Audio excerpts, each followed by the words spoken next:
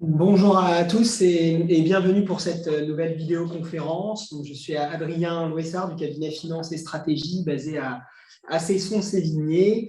On va passer une heure à peu près ensemble là, ce soir autour du thème de la protection du patrimoine du dirigeant et de sa famille. Donc avec une première partie de présentation, disons qui va durer autour de 3/4 d'heure à peu près, qui sera suivi d'un temps de réponse aux questions que les intervenants vous amèneront à vous poser au cours de cette présentation.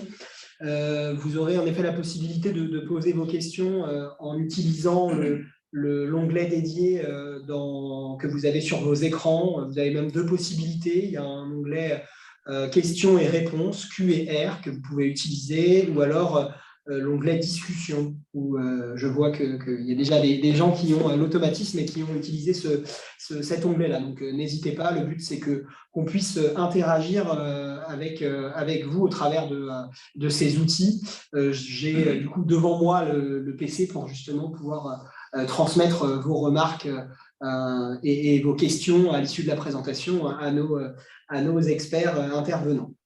Puisque pour vous présenter au mieux ce sujet, on a le plaisir d'être accompagné par nos deux experts qui vont vous éclairer sur ce thème de la protection du patrimoine. Donc, on a Olivier Leclerc qui est avec nous depuis Nantes. Bonjour Olivier. Bonsoir à tous et à toutes. Donc Olivier, tu es le dirigeant d'Atlas Partners et tu es un spécialiste de l'ingénierie patrimoniale. Et donc Jérôme Thomas. Bonjour Jérôme. Bonjour. Donc, Jérôme, tu es consultant associé au sein du cabinet Finance et Stratégie, dont la vocation est d'accompagner les entrepreneurs dans la création de valeur à court et moyen terme, tout en protégeant leur patrimoine. Voilà, donc on va, pour rentrer dans le vif du sujet, finalement, décliner notre intervention de la manière suivante. On aura d'abord un premier temps qui sera dédié à la protection du patrimoine professionnel du chef d'entreprise, avant de détailler la protection de la famille du dirigeant. Voilà, donc Jérôme, je te laisse la parole pour introduire ce sujet. Oui, donc pour introduire notre thématique, on peut déjà rappeler comment se compose généralement le patrimoine d'un chef d'entreprise. On peut finalement le diviser en 3 catégories distinctes. Un premier patrimoine qui est purement personnel, privé, dans lequel on va trouver en général une résidence principale, une ou plusieurs résidences secondaires, et puis des placements liquides, dans lesquels notamment on peut trouver de l'assurance vie, par exemple. On va avoir bien sûr un volet professionnel dans lequel on va trouver l'entreprise ou les entreprises du dirigeant qui peuvent être coiffées par une société holding éventuellement.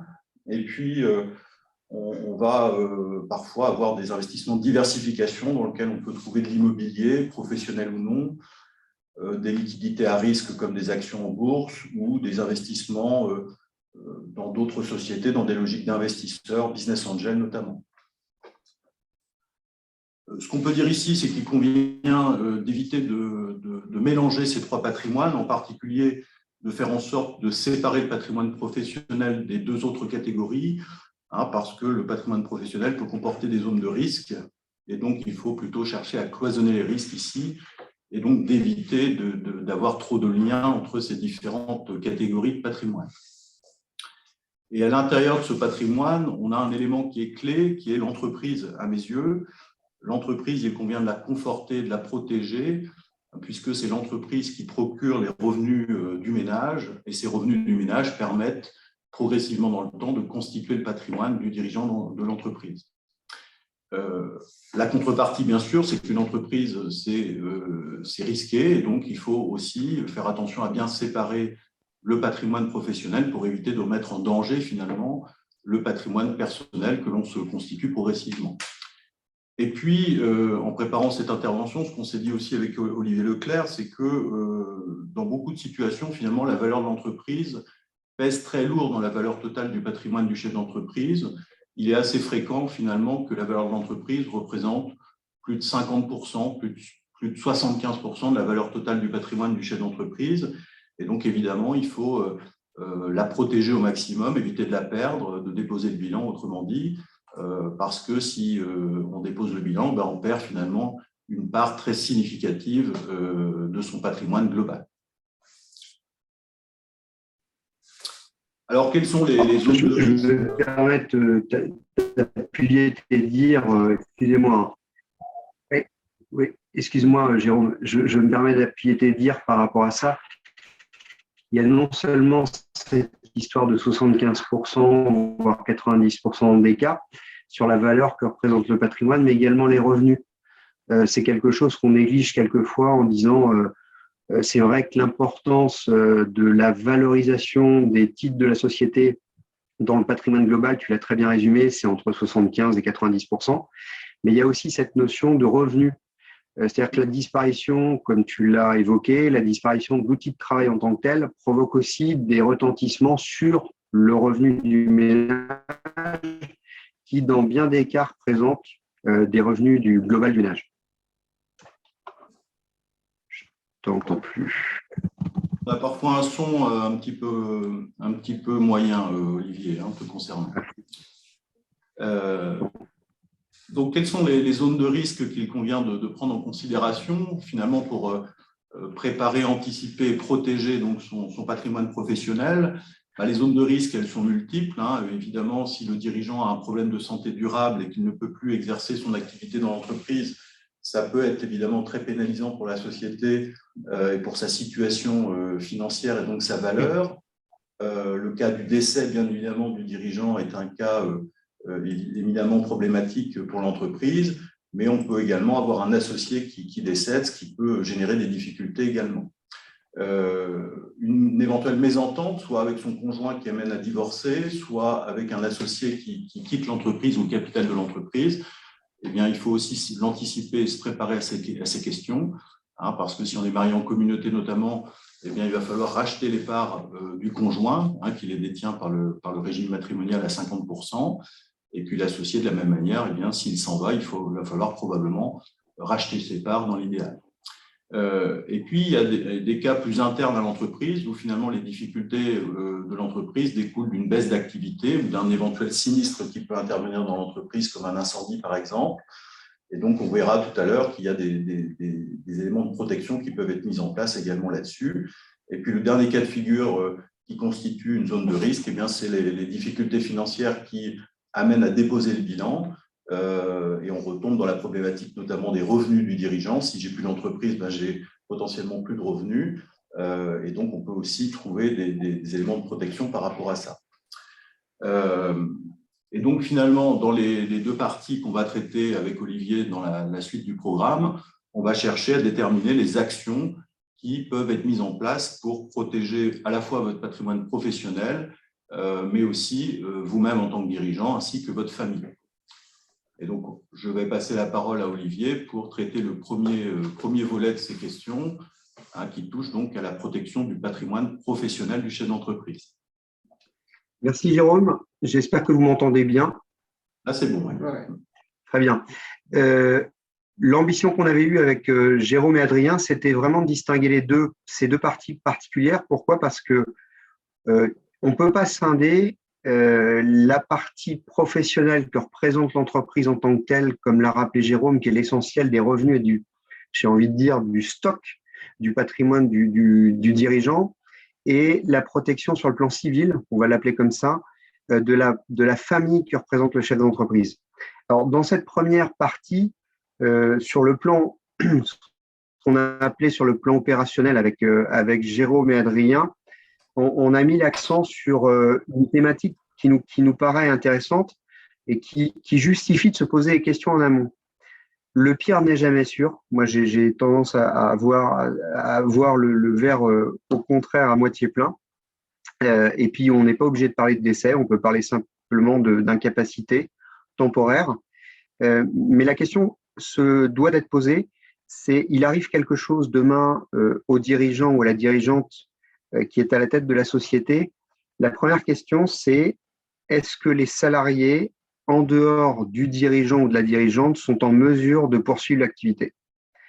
C'est un critère qui est déterminant parce qu'on est tous amenés à prendre des décisions pour déléguer des tâches au profit des salariés. On a conçu une organisation. Et ce qui compte le plus, au fond, c'est de se dire, même si temporairement on part tous en vacances, sur un événement qui serait plus problématique, est-ce que l'activité se poursuivrait dans de bonnes conditions, même si ce ne seraient pas des conditions optimum, mais est-ce qu'elle se poursuivrait tout simplement? Ça m'amène à traiter un deuxième point. Pour ceux qui l'ont déjà fait, et vous allez trouver sur le site économie.gouv pour ceux que ça intéresse, c'est ce qu'on appelle le plan de continuité d'activité. Ça oblige en quelque sorte à réfléchir en amont sur la disparition provisoire, uniquement l'absentéisme un petit peu de longue durée du dirigeant ou de la dirigeante. Quelles sont les modalités qui permettraient d'assurer dans de bonnes conditions des services au profit des clients, au profit des fournisseurs et également au profit des salariés pour les satisfaire.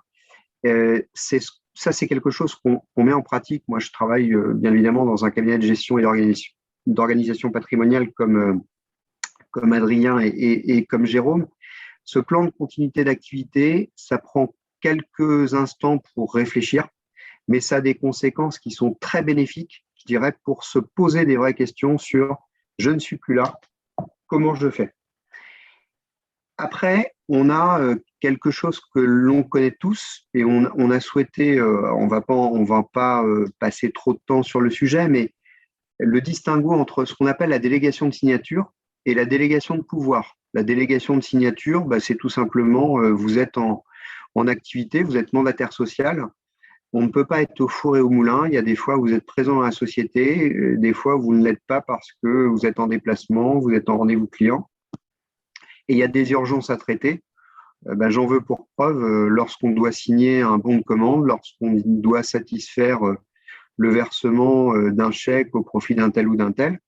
Là, c'est ce qu'on appelle une délégation de signature. C'est-à-dire que vous représentez le dirigeant en tant que tel pour un acte très précis.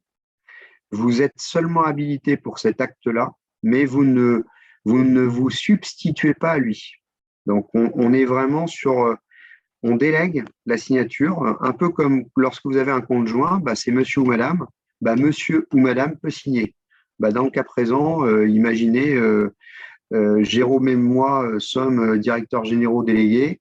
Jérôme a l'habilitation pour être signataire des chèques au profit de la banque. Il m'a délégué sa signature au profit de la banque. La banque acceptera bien évidemment que j'endosse un chèque ou que je signe un chèque pour le compte de Jérôme. La délégation de pouvoir, c'est beaucoup plus impactant parce que là, vous allez donner en quelque sorte un mandat.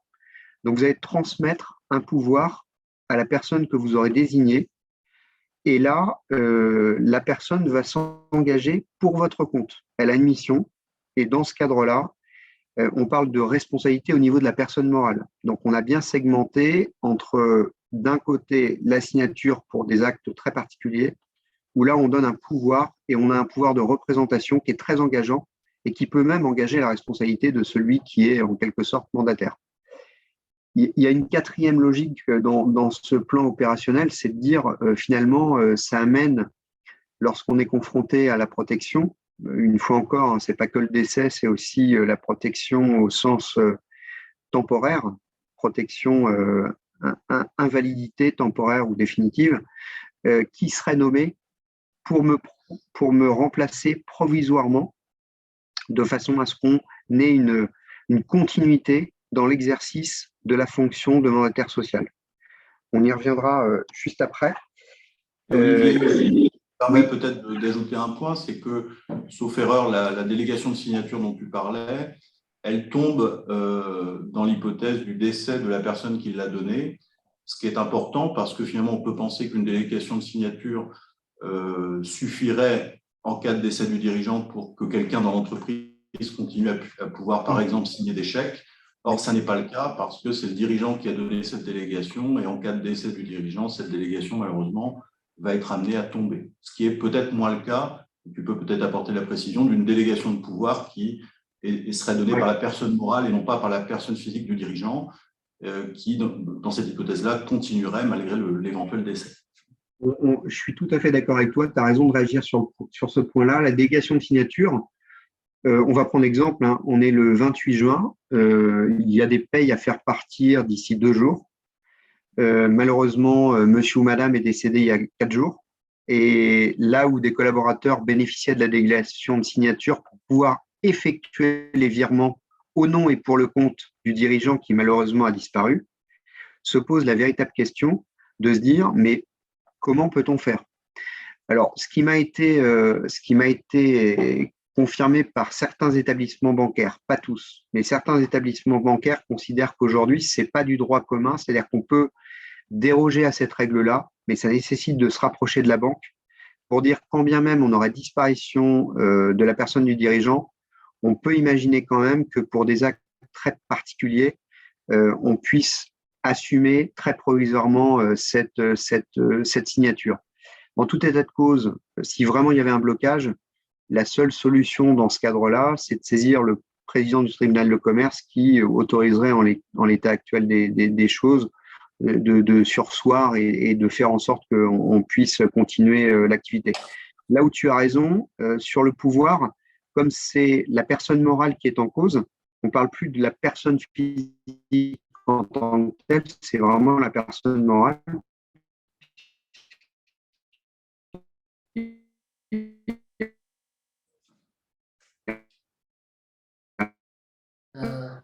On ne t'entend pas très bien. Ok.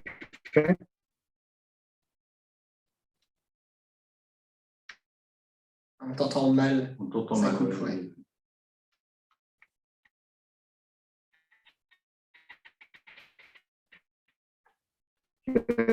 Ça veut dire. Attends, ça va revenir. C'est mieux. Ça coupe. Mieux.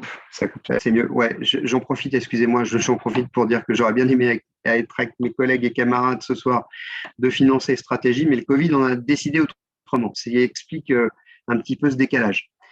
Je reviens à ce que disait à Jérôme, à juste titre sur le pouvoir. Ce qu'il faut comprendre, c'est que lorsque vous avez constitué les statuts, vous avez donné une durée de vie à la personne morale que représente la société, comprise entre 0 et 99 ans. Ce qui fait que même si vous disparaissez en tant que tel, la personne morale que représente la société ne disparaît pas, elle. Donc les pouvoirs liés à cette personne morale continuent. D'où l'intérêt et l'importance d'être vigilant par rapport à cet élément-là. Ça nous amène finalement, si vous voulez, sur le plan juridique, sur les statuts et la précaution qu'il faut prendre pour protéger l'entreprise dans plusieurs cas de figure. On a essayé de les illustrer au mieux et je pense qu'on a repris les situations les plus communes qu'on est amené à rencontrer. C'est tout simplement le divorce, ce qui est souhaitable pour personne. Pire encore, c'est la mésentente. Et c'est bien entendu, c'était un peu l'intérêt et le thème de ce soir, c'est de dire le départ ou le décès d'un associé.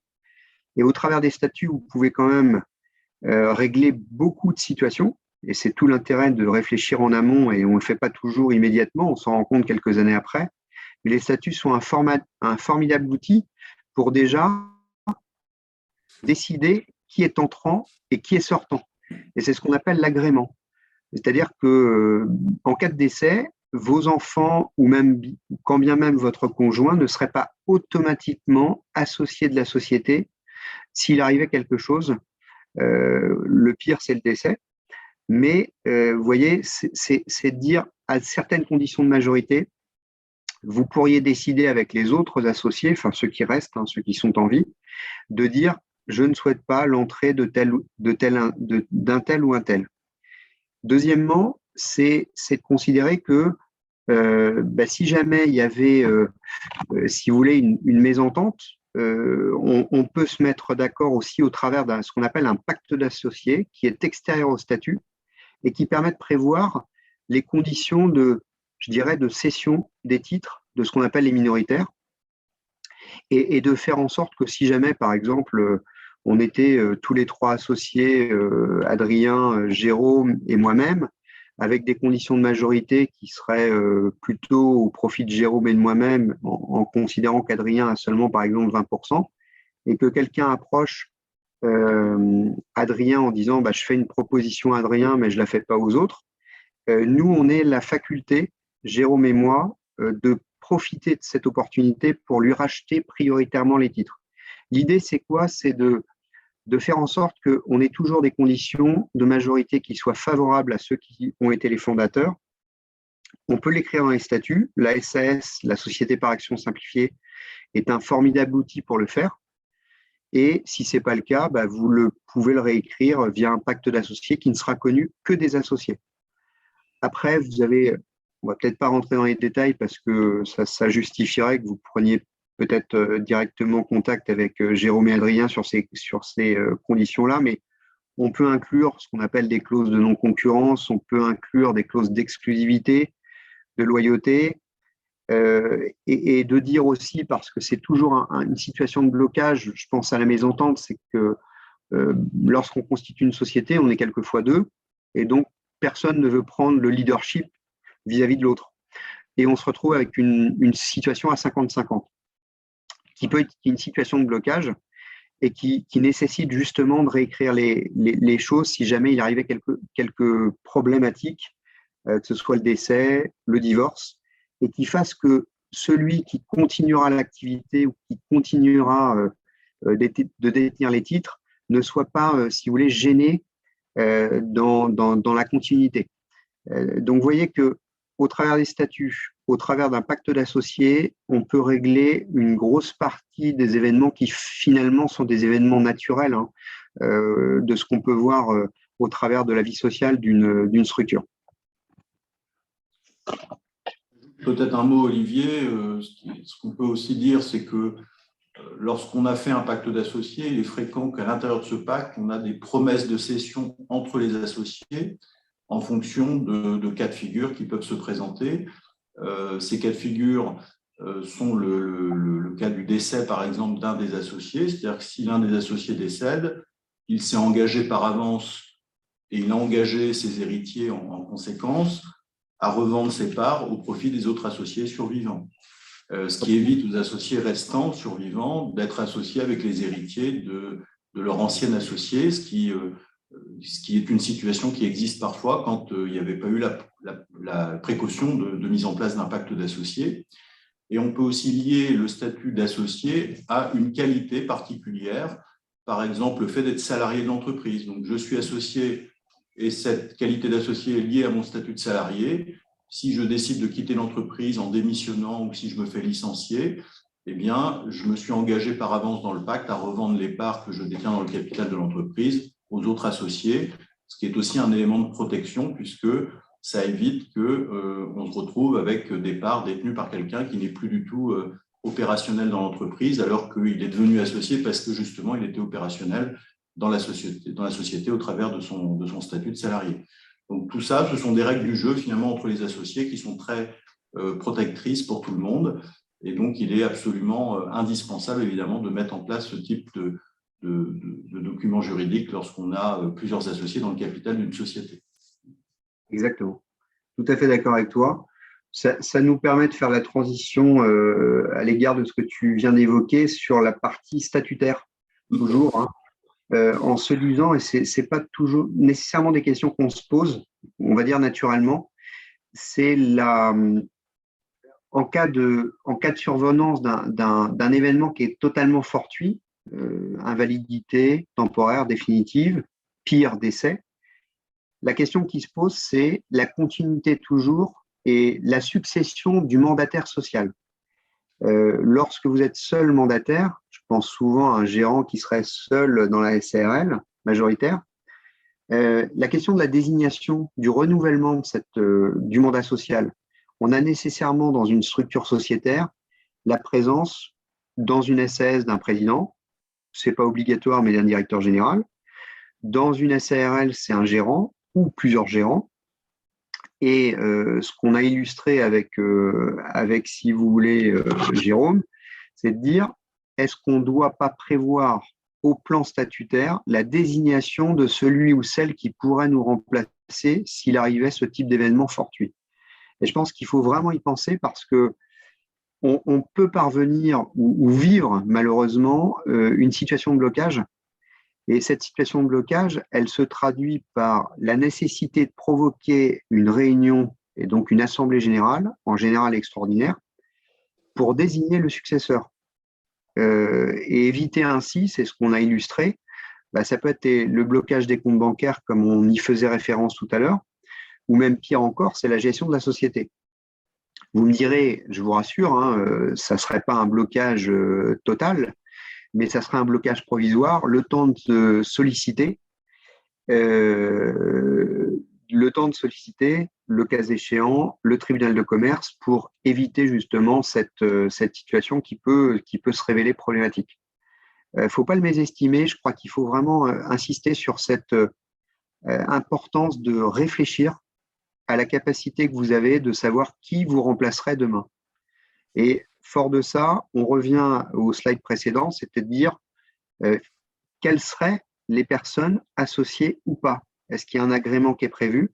Est-ce que mon conjoint serait automatiquement désigné? Est-ce que mes enfants auraient le droit d'être présents autour de la table en tant qu'associés ou actionnaires? Ce n'est pas toujours le cas. Donc, ça ne facilite pas la sortie de crise, on va le dire comme ça. Je te relaisse la parole, Jérôme, pour que tu nous expliques un petit peu sur le plan juridique, finalement, quels sont les enjeux en termes de responsabilité, justement. J'ai dit en introduction, effectivement, qu'il fallait chercher à cloisonner les risques entre le patrimoine professionnel et le patrimoine personnel ou privé. Et donc, une des façons de faire cela, c'est déjà d'éviter, lorsqu'on crée une société, de créer des sociétés qui entraînent juridiquement la responsabilité sur les dettes des associés, ce qui est le cas d'une société civile. Donc, beaucoup d'entre vous, en tant que dirigeants, avaient constitué des sociétés civiles immobilières notamment. Eh bien, sachez qu'en étant associé au capital d'une société civile immobilière, vous êtes automatiquement, par le statut civil de la société, responsable des dettes de cette même entreprise, de cette même société, à due concurrence du capital que vous possédez. Et même s'il y a des évolutions par la loi de finances 2022, lorsqu'on crée une entreprise individuelle, historiquement, il n'y a pas de société, donc il y a une confusion des patrimoines professionnels et personnels qui s'opèrent par ce type de statut d'entreprise, qui fait qu'on met en risque, s'il y avait des difficultés dans l'entreprise, son patrimoine personnel en étant responsable finalement des emprunts souscrits à titre professionnel. Donc il faut plutôt privilégier la création de sociétés à responsabilité limitée, que ce soit SARL ou SAS, les deux sont possibles selon après le statut social que vous envisagez. Et cela vaut pour l'exploitation. En général, l'exploitation est plutôt faite en société à responsabilité limitée, mais on peut tout à fait également faire des SARL immobilières ou des SAS immobilières qui permettent justement de ne pas être responsable des dettes immobilières qui peuvent être par ailleurs sur des niveaux ou des montants relativement conséquents. Et donc, une fois qu'on a fait une société à responsabilité limitée, il faut toutefois veiller sur le plan bancaire à éviter de se porter caution à titre personnel vis-à-vis de la banque ou des banques. Donc, à nouveau, cette logique de séparation des patrimoines, puisque si vous vous êtes mis en société à responsabilité limitée, ce n'est pas pour redonner cette responsabilité sur les dettes par le biais d'une caution personnelle signée au profit de la banque. Et donc, quelques recommandations finalement sur la stratégie à adopter pour éviter le plus possible, en tout cas, d'être caution vis-à-vis des banques. En premier lieu, ce qu'on peut dire, c'est qu'il faut, de notre point de vue, éviter d'avoir la même banque à titre personnel et professionnel. Ce qu'il faut savoir, c'est que les banquiers cumulent les engagements sur votre tête. Donc, que cet engagement soit personnel ou professionnel, il est cumulé. Et donc, plus on accumule finalement des engagements dans la même banque, plus le risque pour la banque augmente et plus la banque va chercher à prendre des garanties ou augmenter le niveau des garanties lorsqu'elle vous octroie un nouveau crédit. Une des façons aussi de limiter ou d'éviter les cautions, c'est de proposer aux banques de prendre une garantie alternative. On pense notamment ici aux sociétés de caution mutuelle que sont notamment BPI et CIAJ. BPI comme CIAJ vient finalement prendre à sa charge une partie du risque de la banque lorsque la banque vous prête, et le fait que la banque finalement se voit soulagée d'une partie de son risque lui permet de vous prêter sans nécessairement vous demander une caution personnelle en complément de la garantie BPI ou CIAJ. Ça a un coût, mais ce coût, c'est le coût de la protection de votre patrimoine personnel. Donc pour nous, c'est un coût qui a du sens et on peut l'accepter de le payer.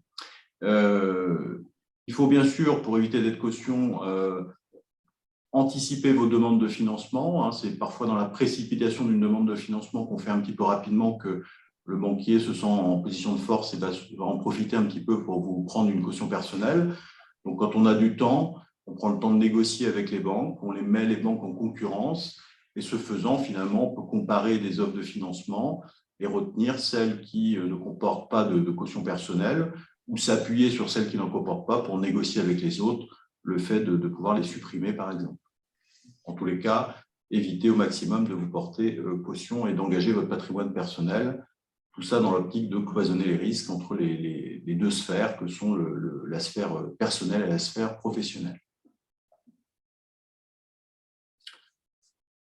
Ensuite, un autre élément de protection de l'entreprise concerne les assurances. C'est-à-dire que vous avez en général, selon vos métiers, une assurance obligatoire qui est l'assurance RCP, responsabilité civile et professionnelle, qui vaut pour l'entreprise, mais aussi pour le mandataire dans le cadre de l'exercice de ses fonctions. Et ensuite, vous avez un certain nombre d'assurances qui sont plutôt optionnelles, que vous pouvez décider ou pas de mettre en place. On en cite 3 ici. Les 2 premières profitent à l'entreprise. Il s'agit de l'assurance somme clé qui vient finalement pallier à l'absence du dirigeant, notamment en cas d'invalidité. Cette assurance va venir verser un capital à l'entreprise.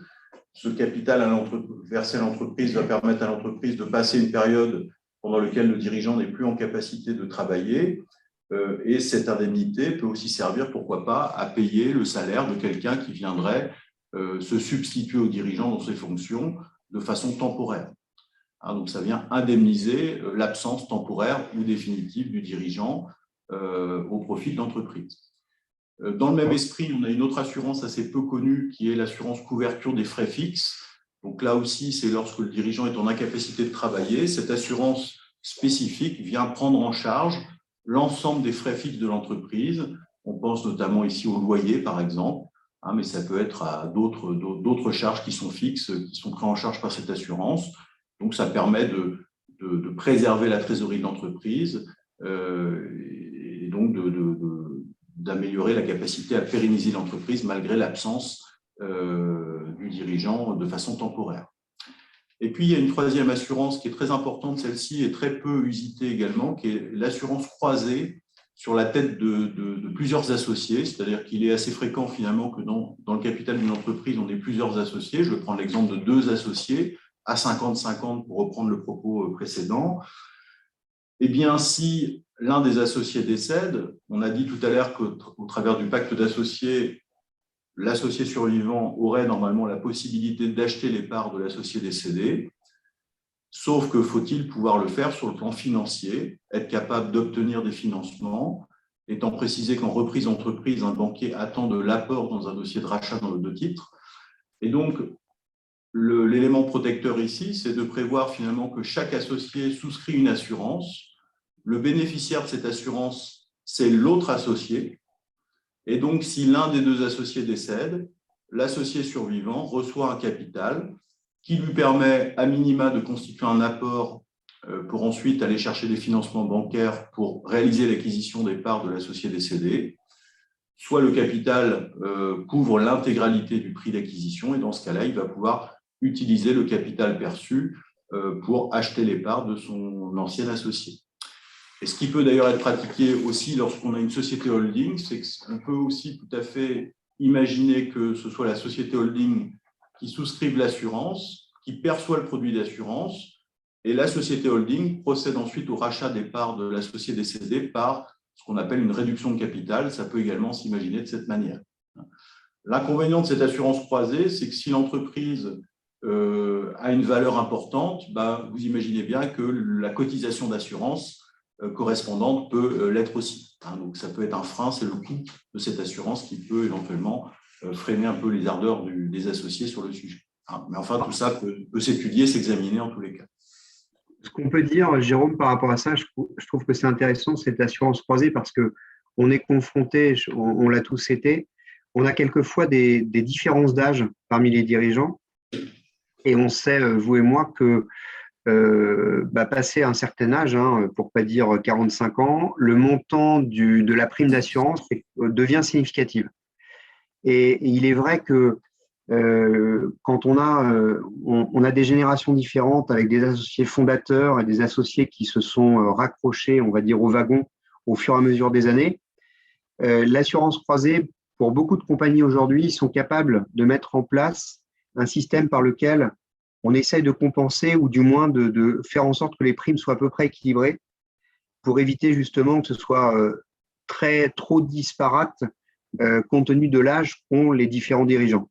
Et on arrive à avoir un équilibre qui se fait et qui permet d'aboutir aux mêmes contraintes, surtout au même capital versé, alors même qu'on peut avoir quelqu'un qui a 55 ans et un autre qui en a 38.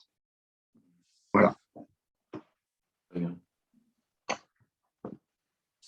Alors, toujours sur le plan assurantiel et dans cette optique de protection de l'entreprise, on a aussi d'autres types d'assurances qui sont importantes à mettre en place et à bétonner, je dirais. Il y a d'abord l'assurance des locaux exploités par l'entreprise. On peut avoir l'idéal, c'est d'avoir une assurance de ces locaux en valeur de reconstruction, ce qui permet, en cas de sinistre majeur comme un incendie par exemple, de retrouver finalement un outil de production cohérent par rapport aux besoins de l'entreprise. Et dans le même temps, on peut avoir en complément une assurance perte d'exploitation qui vient justement soutenir la trésorerie de l'entreprise pour couvrir les pertes d'exploitation qui découlent du sinistre qui a pu intervenir dans la société. Donc, il faut là-dessus aussi mettre en place les sécurités, je dirais, nécessaires. Et puis, j'évoquais en début d'échange le cas du dépôt de bilan. Il existe une assurance de protection chômage des mandataires sociaux et donc il est possible, même si c'est peu pratiqué aussi, de faire en sorte que l'entreprise finalement finance une cotisation d'assurance qui fait partie finalement de la rémunération du mandataire et qui permettra en cas de perte de l'entreprise, en cas de dépôt de bilan, à l'ancien dirigeant de l'entreprise de bénéficier d'une indemnité chômage finalement comme un salarié. L'inconvénient à nouveau de cette assurance, c'est qu'elle peut également être relativement coûteuse selon le niveau de rémunération, évidemment, du dirigeant post-dépôt de bilan.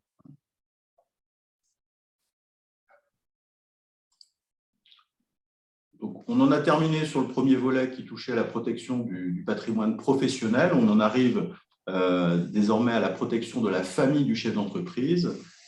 Et je démarre, et ensuite je passe la parole à Olivier. Je démarre juste pour dire que sur le sujet de la protection de la famille, le premier élément qu'il faut étudier, regarder, c'est déjà de faire estimer finalement la valeur de votre patrimoine. On croise régulièrement des chefs d'entreprise finalement qui ont fait beaucoup d'investissements et qui finalement perdent un peu de vue l'étendue de leur patrimoine. Et faire une synthèse, un état patrimonial permet de retrouver de la clarté sur ce qu'on possède, sur les valeurs qu'on peut mettre en face. On possède pas mal de sociétés dans lesquelles on a mis de la dette. Donc au départ, ça vaut peu de choses, mais le temps passant, la dette diminue et donc la société prend de la valeur mécaniquement. Donc à un moment donné, se poser pour faire cet état patrimonial est important. Et une fois qu'on a chiffré cette valeur patrimoniale détenue par le dirigeant, on peut aussi s'intéresser à un autre volet qui touche au droit de succession, c'est-à-dire qu'on peut chiffrer, calculer les droits de succession dans l'hypothèse d'un décès ou d'un double décès, entre guillemets, si on parle d'un couple.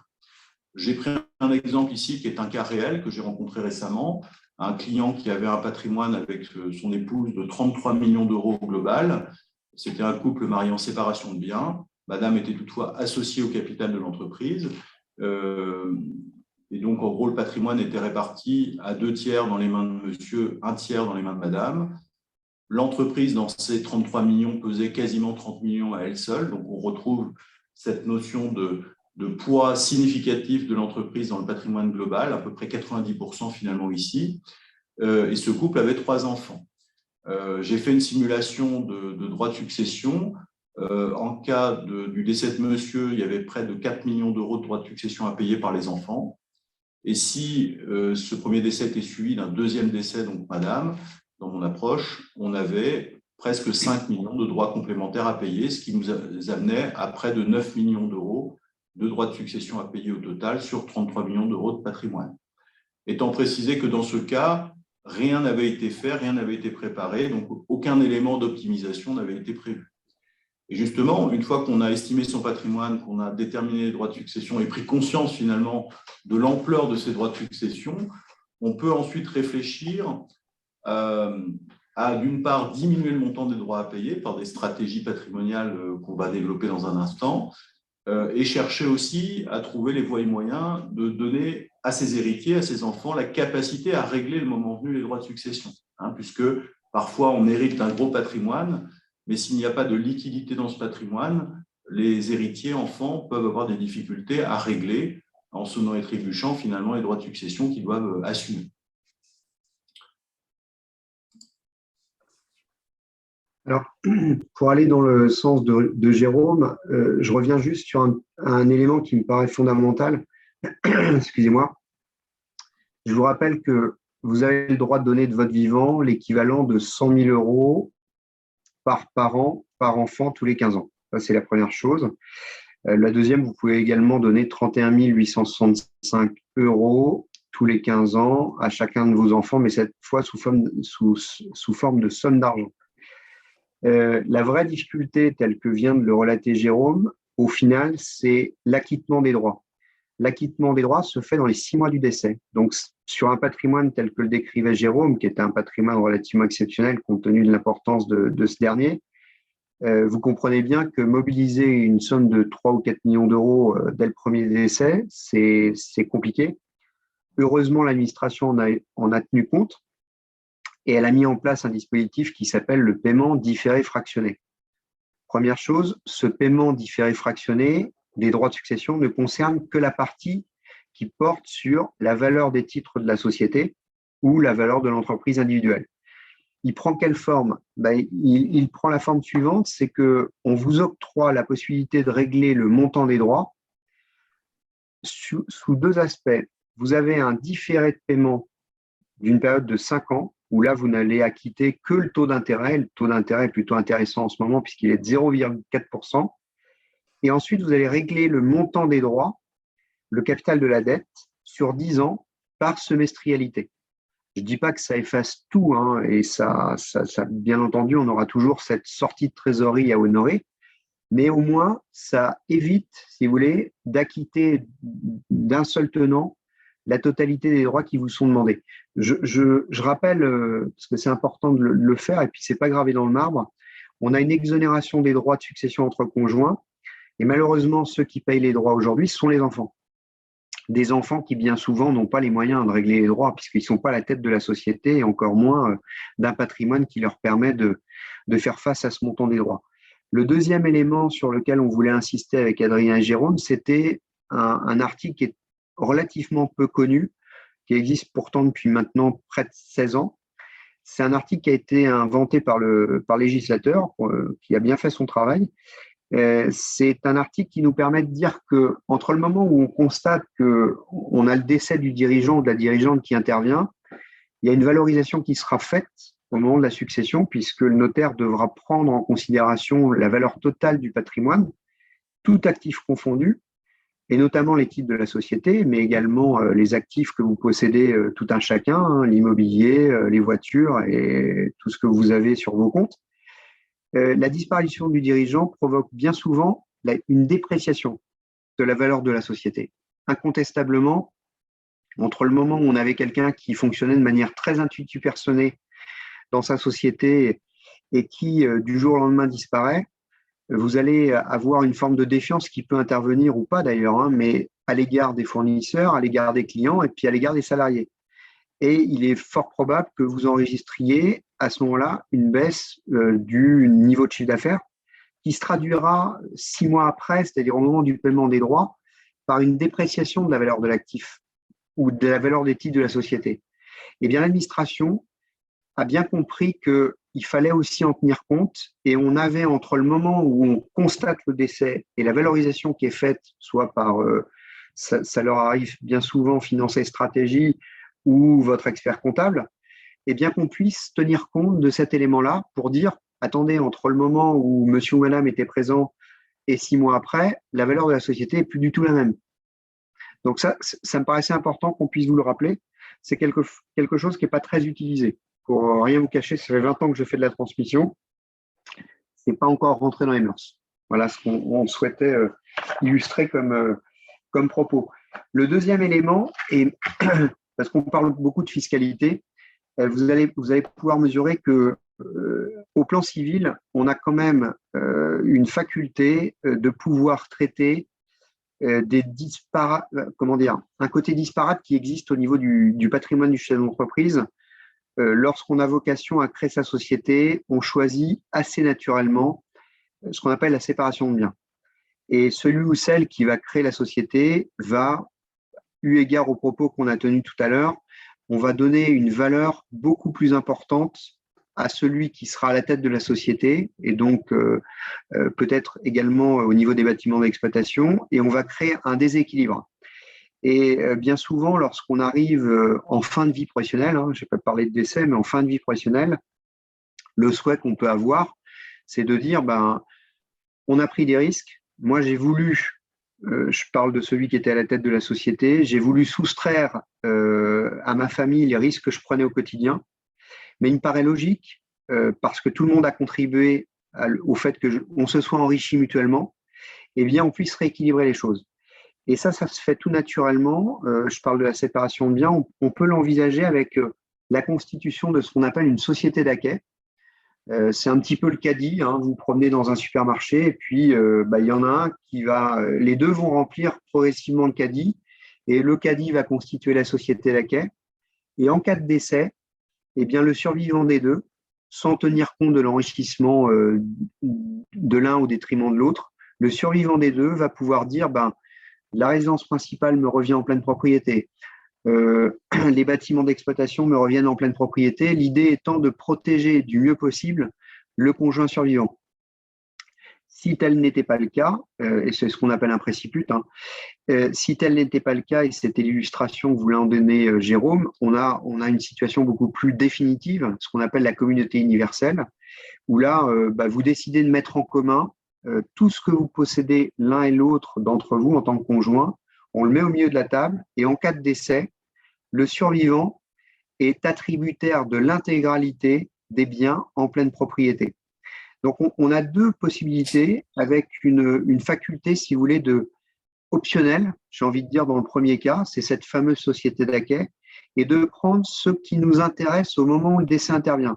Si le décès intervient dans les premières années de la retraite, on peut parfaitement comprendre que on souhaite se mettre du mieux possible, se protéger du mieux possible, et on va capter certains biens parce qu'on aura besoin de compléments de revenus.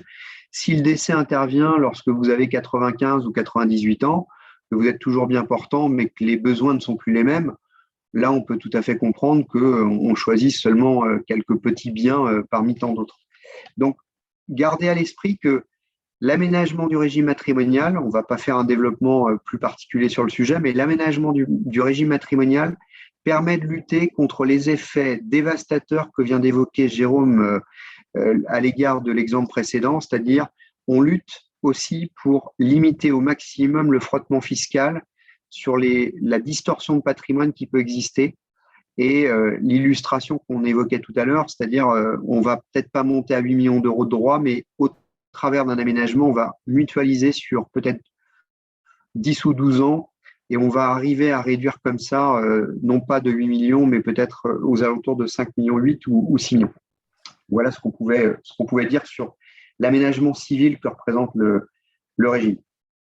Un petit ajout, Olivier, l'avantage aussi de la société d'acquêt, puisqu'on le fait pendant la vie professionnelle en général, oui, c'est qu'on peut prévoir dans les clauses de cette société d'acquêt, qui d'ailleurs n'en est pas une, c'est un simple acte notarié, il n'y a pas de société véritablement constituée, et donc on peut inscrire dans le document qui constitue cette société d'acquêt que ce que j'apporte à la société d'acquêt, je peux le reprendre en cas de divorce, puisque comme on est dans la vie professionnelle, le cas du divorce peut se présenter, et donc ce n'est pas quelque chose de définitif. On met en commun des biens avec son conjoint, mais s'il y a divorce, on peut reprendre les biens qu'on avait mis en commun. Exactement, et j'ajoute… Voilà, ce qui n'est pas le cas en communauté universelle, où là, on franchit un pas supplémentaire et on met de façon définitive en communauté son patrimoine. tu as tout à fait raison et j'ajoute encore une fois que ce n'est pas parce que vous avez constitué une société d'acquet et que vous avez mis en place des clauses de préciput que ça jouera automatiquement. Le choix n'est fait qu'au moment du décès. Donc, il y a une totale liberté de dire c'est ce qui me plaira au moment où le décès interviendra. Je te repasse la parole parce que ça fait le lien finalement avec un autre aspect qui est aussi civil et qui permet aussi, et on l'a noté toi et moi depuis une quinzaine d'années maintenant, la nue propriété présente un grand nombre d'intérêts pour éviter une transmission en pleine propriété. Tout à fait, puisque effectivement, la donation avec réserve d'usufruit, c'est une technique assez courante finalement et très efficace pour diminuer les droits de succession à payer par les héritiers. Donc comment ça fonctionne? Si on parle de titres de société, eh bien, il s'agit ici de procéder à des donations au profit de ses enfants, non pas de la pleine propriété des titres, mais de ce qu'on appelle la nue propriété. Ça veut dire que le parent dirigeant d'entreprise conserve l'usufruit de ces mêmes titres. Les enfants deviennent donc nus propriétaires.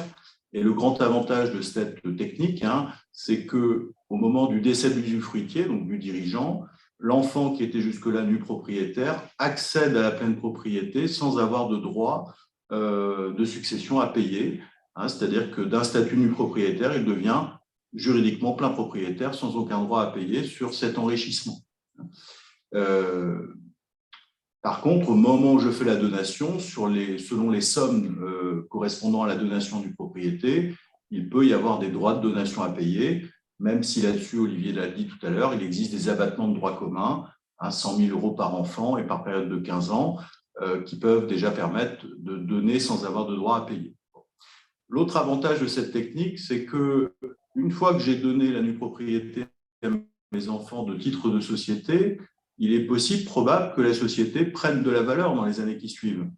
Et donc, indirectement, la prise de valeur de l'entreprise va profiter à terme aux enfants, et cette prise de valeur entre la donation et le moment où le décès intervient profite aux enfants sans que les enfants aient à payer de droits sur cette quote-part de valeur. Donc, on a un double effet sympathique, on va dire, sur le plan fiscal. Le fait qu'on donne une nue propriété qui vaut moins de la pleine propriété et qu'à terme, les enfants deviendront plein propriétaires sans droit à payer. Et dans l'intervalle, ils bénéficient de la prise de valeur de la chose donnée. Et le parent ne se prive finalement pas de grand-chose, puisqu'en tant qu'usufruitier, on conserve les droits à dividendes. Donc, c'est le parent usufruitier qui reçoit le dividende. En gros, l'enfant, il attend. Et il attend quoi? Il attend que l'usufruit s'éteigne finalement pour accéder à la pleine propriété. Et donc, de ce fait, compte tenu de ce que je viens de dire, il est bien sûr optimum de procéder à ces donations le plus tôt possible. Et le plus tôt possible, c'est quand? C'est à la création d'une société immobilière, par exemple. Pourquoi? Puisque à ce moment-là, la société immobilière, en général, s'endette pour faire l'investissement immobilier. Et donc, les titres de cette société qui portent un endettement important, à due concurrence finalement de l'actif immobilier bien souvent, elle vaut très peu de choses au démarrage de l'histoire. Et donc, c'est à ce moment-là qu'il est pertinent, ou le moins coûteux tout du moins, de donner la nue propriété des titres. Et progressivement, la société se désendettant, finalement, elle prend de la valeur. Cette valeur profite pour une part au nu propriétaire et à terme, le nu propriétaire récupère la pleine propriété sans avoir de droit à payer. Donc finalement, en 2 temps, donation de la nue propriété sans avoir nécessairement de droit à payer, puis extinction de l'usufruit et accession à la pleine propriété pour le nu propriétaire, on a transmis un patrimoine immobilier, en l'occurrence une société immobilière dans mon exemple, sans avoir payé ni de droit de donation, ni de droit de succession. Donc, ce sont des stratégies qui sont assez efficaces, on va dire, pour transmettre son patrimoine à ses enfants. Et ce que je viens de dire sur une société immobilière peut tout à fait s'appliquer à une société holding, elle-même pouvant emprunter pour acheter une entreprise, par exemple.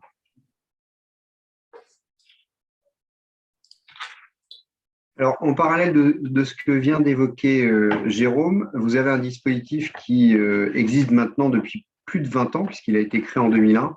C'est le fameux pacte Dutreil, dont certains d'entre vous sûrement ont entendu parler. On ne va pas rentrer dans la technicité du pacte Dutreil. Ce qu'il faut que vous reteniez, c'est qu'en cas de décès ou en cas de succession, l'administration vous autorise à bénéficier d'un abattement ou faire bénéficier d'un abattement de 75% sur la valeur des titres lorsque vous constatez une donation ou malheureusement un décès. Le gros avantage, alors il y a des contraintes, hein, puisque vous savez qu'en France, bien entendu, on a une contrepartie à chaque fois qu'on octroie un avantage fiscal. La contrepartie, vous allez tout de suite la comprendre, c'est que les enfants ou les héritiers ou les donataires vont devoir conserver pendant 4 ans, à l'échéance, les titres de la société. Mais l'immense avantage, et on l'illustrait par l'exemple, on va prendre un exemple très concret, puis je vais vous raconter l'anecdote. Édouard Michelin, qui était le successeur de son père, a malheureusement fait les frais d'un accident de bateau au large d'Audierne il y a quelques années. Et il y a eu, heureusement, et par précaution, un pacte du Treuil existait sur les titres de la société Michelin, qui était une société en commandite par action. Pourquoi je vous raconte ça? Parce que c'est le seul dispositif aujourd'hui, au niveau européen, qui n'est pas contraint par la valeur des titres que vous transmettez. Ça s'applique à un entrepreneur individuel comme à un capitaine d'industrie. Et donc, il faut vraiment pouvoir en profiter, à la fois pour donner, mais également pour anticiper les conséquences d'un décès. Dans notre cas, on a pris un exemple très simple. Hein. On a une société par action simplifiée qui a une valeur de 10 millions d'euros, qui est donnée en pleine propriété à un seul enfant repreneur, et le donateur, en l'occurrence, il est âgé de 65 ans. Si je n'avais pas appliqué le pacte du Treuil, donc 75% de réduction sur les 10 millions, c'est-à-dire que je rends taxable uniquement 2,5 millions, eh bien, le coût, c'est-à-dire le coût des droits de donation, aurait représenté 4,2 millions d'euros de droits. Avec l'application du Treuil, on descend à 10 fois moins, soit 400 000 euros de droits de donation. En sachant que, et on s'était fait la réflexion avec Jérôme, on a une particularité, c'est la seule qui existe encore aujourd'hui, c'est comme vous donnez avant 70 ans, vous avez 50% de réduction supplémentaire sur les droits de donation. Donc, on a véritablement, au travers de cette disposition-là, la capacité de réduire, mais de manière très significative, on est vraiment de 1 par 10 à chaque fois, parce que là, on touche les tranches les plus élevées du barème. On n'a pas eu le temps de l'illustrer, on n'avait pas le temps de le faire. Il faut savoir que au-delà de près de 2 millions d'euros de patrimoine taxable, avec un seul enfant repreneur, vous êtes à 45% de droits. Donc, vous imaginez bien que là, on écrête les tranches très hautes du barème, donc c'est très intéressant. Ça me permet de faire la transition, parce que tu l'évoquais tout à l'heure, à propos de la société holding, qui reste aussi un formidable outil, je dirais, pour rendre liquide une partie de son patrimoine. Oui, tout à fait. Donc effectivement, la constitution d'une société holding peut avoir du sens, notamment dans une optique de rééquilibrage entre le patrimoine professionnel et le patrimoine personnel. On l'a dit en début de session, le patrimoine professionnel souvent pèse lourd dans le patrimoine total. Et donc, lorsque l'on constitue une société holding, il est tout à fait possible d'envisager de céder une partie des titres que l'on possède dans sa société au profit de la holding qu'on constitue. Alors, ce n'est pas 100% en général, ce n'est qu'une partie. Et cette cession permet de récupérer des liquidités à titre personnel. Ces liquidités perçues à titre personnel sont fiscalisées. Donc, quand on fait ce montage, il faut accepter de payer de l'impôt. Mais une fois les liquidités dans le patrimoine personnel après paiement de la fiscalité, eh bien, on a conforté son patrimoine personnel. Et comme la holding, en général, dans ce montage, s'est endettée pour faire l'acquisition des titres que je lui ai vendus, eh bien, la valeur de la holding est moindre que la société d'exploitation que je détenais avant de faire ce montage. Et donc, j'ai finalement, dans ce schéma, un rééquilibrage qui s'opère entre la valeur du patrimoine personnel d'un côté et la valeur du patrimoine professionnel de l'autre. Et ce qui est pris n'est plus à prendre, en quelque sorte. Donc, ce que je prends au moment de la cession me sécurise à titre personnel, charge désormais à la holding d'être en capacité de rembourser l'emprunt qu'elle a souscrit. Et le banquier a par ailleurs pris son risque. On a évité de lui donner sa caution, comme on se l'est dit tout à l'heure. Et comme on reste patron de sa boîte, si on était quelqu'un qui savait gérer son entreprise avant cette opération, a priori, on le saura toujours demain. Donc, pour un banquier, finalement, ce n'est pas des dossiers très, très compliqués à financer, puisqu'il a l'historique du dirigeant qui plaide pour lui si l'entreprise est de qualité et qu'elle a été bien gérée par le passé. Et quand on fait ce type d'opération, qu'on appelle donc soit une vente à soi-même en français ou un OBO en anglais, ça peut être également l'occasion de préparer sa succession, puisque comme on vend une partie des titres que l'on possède dans la société d'exploitation à la holding, et que la holding s'endette, finalement, la valeur de la holding est plus faible que la société d'exploitation qu'on possédait au préalable, ce qui facilite la capacité d'un enfant ou d'un salarié qui n'aurait pas forcément des moyens financiers très conséquents de prendre une participation dans le capital du holding par un apport financier, par exemple, même si, en l'occurrence, pour associer les enfants dans un montage comme ça, on va plutôt procéder par des donations. On va plutôt, pour les enfants, constituer la holding pour ensuite leur donner des titres, en pleine propriété ou en nue propriété, pour reprendre le propos précédent. Pour un salarié, on va plus difficilement envisager des donations, et donc le salarié, lui, va plutôt apporter de l'argent, mais il aura une quote-part du capital dans le holding beaucoup plus importante avec un apport identique que s'il avait fait ce même apport dans la société d'exploitation. Donc, en gros, sans rentrer trop dans la technique, c'est un montage qui permet aussi d'anticiper, de préparer sa succession en faisant rentrer au capital, finalement, soit des enfants, soit des salariés qui auraient vocation à reprendre l'entreprise à terme.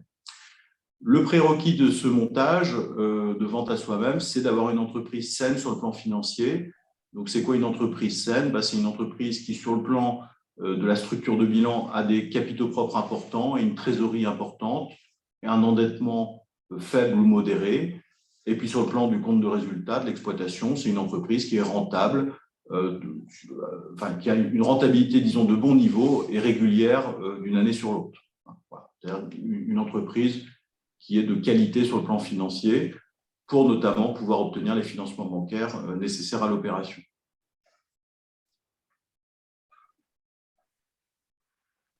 Alors, je vois qu'on est un peu pris par le temps, donc je vais aller assez rapidement. La mise en place d'assurance est dans la droite ligne de ce qu'évoquait tout à l'heure Jérôme. Vous avez les deux premiers alinéas qui concernent l'assurance invalidité et incapacité. Ça, vous le connaissez, puisque tous ceux qui se sont endettés, notamment à titre personnel pour acheter de l'immobilier, vous voyez à quoi je fais référence. Vous avez une prévoyance, un revenu, un capital qui est remboursé. L'assurance décès sur lequel il faut que vous soyez vigilant, c'est ce qui permet en quelque sorte de verser un capital en cas de décès, voire une rente éducation au profit de vos enfants, voire de financer certains droits de succession. Moi, je voulais qu'on focus un tout petit peu sur l'assurance vie parce que la plupart d'entre vous, voire 100% aujourd'hui, ont des contrats d'assurance vie et on a tendance à considérer qu'on coche traditionnellement au départ, parce que ce sont des anciens contrats, mon conjoint, à défaut, les enfants vivants ou représentés.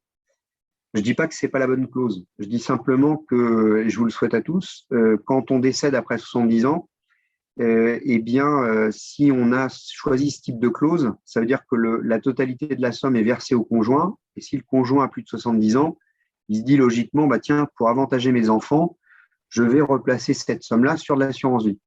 Fausse bonne idée, puisque au-delà de 70 ans, tout ce qui est placé en assurance vie, au-delà de 30 500 € est taxé selon les droits de succession. Donc, une des solutions qu'on mettait en avant avec Jérôme et Adrien, c'était de dire on peut mettre en place des clauses bénéficiaires démembrées. L'idée est la suivante, c'est qu'au premier décès, le conjoint est usufruitier de la somme et les enfants sont nus propriétaires de la somme. Le conjoint a totale liberté pour en faire ce qu'il veut de cette somme-là. Alors vous allez me dire, les enfants vont le voir d'un mauvais œil. Peut-être, mais c'est aussi un bienfait pour eux, puisque au second décès, comme ça aura été constaté dans la déclaration de succession, les enfants seront en mesure de faire valoir un passif sur la deuxième succession. Donc l'argent qui aura été consommé par le conjoint à l'occasion du deuxième décès leur profite indirectement. Je repasse la parole à Jérôme sur la subdélégation.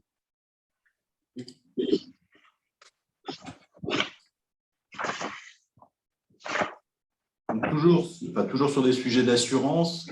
Là, je vais parler des assurances que vous êtes amenés à souscrire sur les crédits professionnels, donc les crédits mis en place dans vos sociétés. Lorsque vous mettez en place un crédit professionnel, il est fréquent que votre banque vous demande de vous assurer contre le risque du décès ou de l'invalidité. Et dans un schéma classique d'assurance, la manière dont les choses se passent, c'est qu'en cas de mise en jeu de cette assurance, le bénéficiaire du produit d'assurance, c'est la banque qui a prêté à l'entreprise. Et comme la banque reçoit directement le produit d'assurance, mécaniquement, la société qui avait emprunté se retrouve désendettée de façon automatique. Et ce désendettement automatique, au niveau de l'exploitation, génère un produit exceptionnel dans les comptes de la société qui est soumis à l'impôt sur les sociétés. Donc ça, c'est un premier élément dans la réflexion qui est pénalisant parce qu'on a un impôt à payer. Deuxième élément dans la réflexion, c'est que ce désendettement automatique qui découle du versement du produit d'assurance à la banque entraîne mécaniquement également une augmentation de la valeur de la société et donc une augmentation des droits de succession. Donc, il est possible, pour éviter à la fois l'impôt sur les sociétés et l'augmentation des droits de succession, de mettre en place un mécanisme spécifique d'assurance, qu'on appelle la subdélégation d'assurance aux ayants droit, qui prévoit, pour faire assez simple et court, que le bénéficiaire du produit d'assurance ne soit plus la banque, mais le conjoint du dirigeant, ou plus largement ses héritiers. Et de ce fait, en cas de mise en jeu de l'assurance, pour faire simple, je prends l'exemple du conjoint, c'est le conjoint du dirigeant décédé qui perçoit le produit d'assurance. Et avec ce produit d'assurance, il peut éventuellement décider de faire un apport en compte courant à la société pour rembourser par anticipation l'emprunt bancaire que la société avait souscrit. De ce fait, la société d'exploitation n'est pas désendettée, c'est-à-dire qu'on a remplacé une dette bancaire par une dette en compte courant d'associé, donc on a toujours de la dette après opération. Et l'apport en compte courant d'associé qui permet de rembourser la dette bancaire ne génère aucunement un produit exceptionnel et donc ne génère pas d'impôt sur les sociétés. Donc avec ce montage, on gagne l'impôt sur les sociétés sur le produit d'assurance et on gagne sur le plan des droits de succession parce que la société finalement a toujours la même valeur après la mise en jeu de l'assurance, contrairement au premier scénario, au premier schéma que j'ai évoqué précédemment. Donc c'est un montage très important ou très impactant, on va dire, pour l'entreprise et pour les héritiers, mais qui est assez peu utilisé et les banques sont assez réticentes à mettre en place ce montage parce que globalement, c'est des montages qui sont moins confortables pour elles. Elles préfèrent être bénéficiaires du produit d'assurance sans nécessairement trop considérer les impacts pour l'entreprise ou pour les héritiers du dirigeant. Elles voient plutôt leur intérêt propre plutôt que celui de l'entreprise. Mais on peut y arriver, nous on arrive à le faire dans beaucoup de dossiers avec la quasi-totalité des banques françaises. Je te redonne la parole, Olivier, pour le dernier slide. Exactement. En guise de conclusion, si vous voulez, sur cette partie particulière protection de la famille du chef d'entreprise, on souhaitait illustrer le propos aussi sur le plan civil. Pour deux raisons. On a mis un petit focus sur les hypothèses de décès, mais pour moi, il y en a une deuxième, c'est l'hypothèse de l'invalidité ou de l'incapacité physique ou mentale. On a tous été confrontés à cette question-là, hein, à l'égard de nos parents ou à l'égard des personnes qu'on a pu rencontrer dans notre vie avec un accident de vie, comme tu dirais. Vous avez un outil qui est très peu là aussi utilisé, c'est le mandat de protection future, qui permet de désigner, si vous voulez, un mandataire qui va vous représenter dans les actes de la vie courante. Hein. Ça peut servir entre conjoints, entre dirigeants et conjoints du dirigeant. Pour une raison très simple, vous taillez les arbres avant-hier dans votre propriété et puis vous tombez de l'escabeau et puis pendant un mois, vous êtes dans l'incapacité de manifester votre volonté. Si vous avez mandaté votre conjoint pour pouvoir vous représenter, il ne pourra pas faire n'importe quoi, rassurez-vous. On ne peut pas vendre, on ne peut pas hypothéquer, on ne peut pas mentir, mais on peut au moins avoir une représentation sur les comptes bancaires. Ça, c'est le mandat de protection future. Plutôt acte notarié parce que ça nous donne plus de prérogatives. On le fait traditionnellement vis-à-vis de nos aînés, avec des personnes qui commencent à avancer en âge et qui sont plus capables de manifester ou d'avoir totalement libre arbitre sur la décision qu'ils prennent. Mais moi, je considère qu'il n'y a pas d'âge pour le mettre en œuvre. C'est vraiment l'assurance classique. Et il y en a un deuxième qui est un petit peu plus compliqué à mettre en œuvre. C'est on anticipe un éventuel décès, maladie ou pas d'ailleurs. On peut le mettre en œuvre et il ne jouera jamais. Vous désignez un mandataire qui doit impérativement l'accepter. Et là, on a comme vocation et comme mission, c'est que le mandataire vérifie que vos dernières volontés sont respectées et que les personnes qui vont s'occuper ou vont représenter en tant que mandataire justement social dans la société ne devons pas faire n'importe quoi avec l'outil de travail. On le fait à l'égard ou en présence d'enfants qui sont encore mineurs, mais on peut l'imaginer sur d'autres missions. Il faut juste avoir à l'esprit que ce n'est pas parce que le mandataire a nécessairement accepté de son vivant qu'il réitérera son accord et il faut absolument l'obtenir au moment du décès. On voulait, vous voyez, au travers de la protection de la famille, avoir à la fois les angles fiscaux, à la fois les angles assurantiels et puis civils qui sont finalement les effets de levier quelquefois les plus importants. Je vais transmettre à Adrien le micro qui va nous donner les mots de la fin. Adrien, c'est à toi.